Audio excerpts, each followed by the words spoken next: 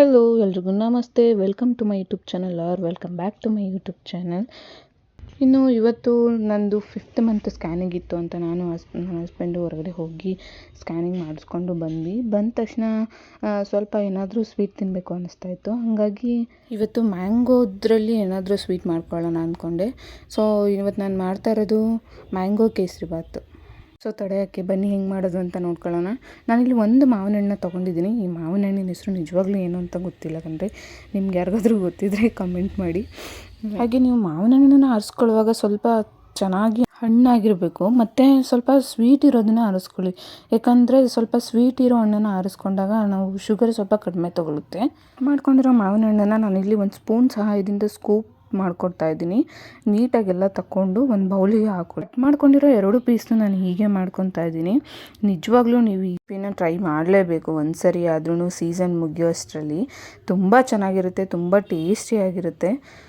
ಹಾಗೆ ನಿಮಗೆ ಏನಾದರೂ ಬೇರೆ ಬೇರೆ ಥರ ಮಾವಿನ ಹಣ್ಣಿನ ರೆಸಿಪೀಸ್ ಏನಾದರೂ ಬೇಕು ಅಂದರೆ ಪ್ಲೀಸ್ ಕಮೆಂಟ್ ಮಾಡಿ. ನಾನು ನೆಕ್ಸ್ಟ್ ವೀಡಿಯೋದಲ್ಲಿ ರೆಸಿಪಿನ ಮಾಡೋದಕ್ಕೆ ಟ್ರೈ ಮಾಡ್ತೀನಿ. 2 ಪೀಸ್ ಪಲ್ಪ್ನ ತೆಗೆದಿಟ್ಕೊಂಡು ನಂತರ ಒಂದು ಮಿಕ್ಸಿ ಜಾರ್ಗೆ ಹಾಕ್ಕೊಂಡು ಅದನ್ನು ತುಂಬ ಫೈನಾಗಿ ಮಿಕ್ಸ್ ಮಾಡ್ಕೋಬೇಕಾಗುತ್ತೆ. ನೀವು ಹೇಗೆ ಅಂತ ಕೇಳಿದ್ರೆ ಒಂದು ಕ್ರೀಮಿ ಟೆಕ್ಸ್ಚರ್ ಬರುತ್ತೆ ನಿಮಗೆ.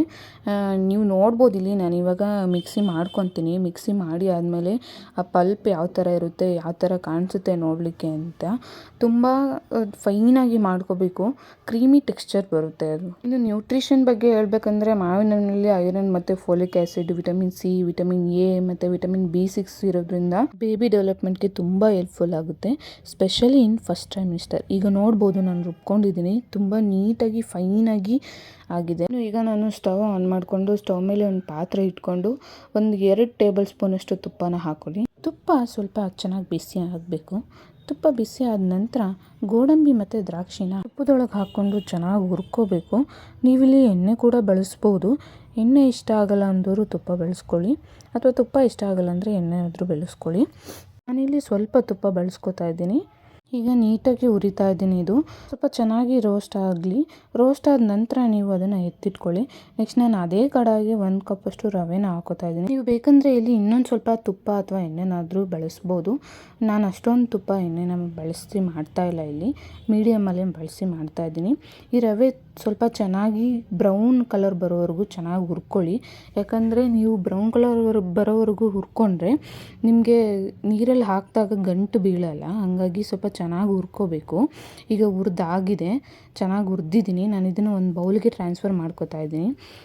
ಒಂದು ಬೌಲ್ಗೆ ಟ್ರಾನ್ಸ್ಫರ್ ಮಾಡಿ ಎತ್ತಿಟ್ಕೊಂಡು ನಂತರ ನಾನು ಇದೇ ಕಡಾಯಿಗೆ ಯಾವ ಬೌಲಲ್ಲಿ ರವೆನ ತೊಗೊಂಡಿದ್ನೋ ಅದೇ ಬೌಲಲ್ಲಿ 3 ಕಪ್ಪಷ್ಟು ನೀರನ್ನ ಹಾಕೋತಾ ಇದ್ದೀನಿ.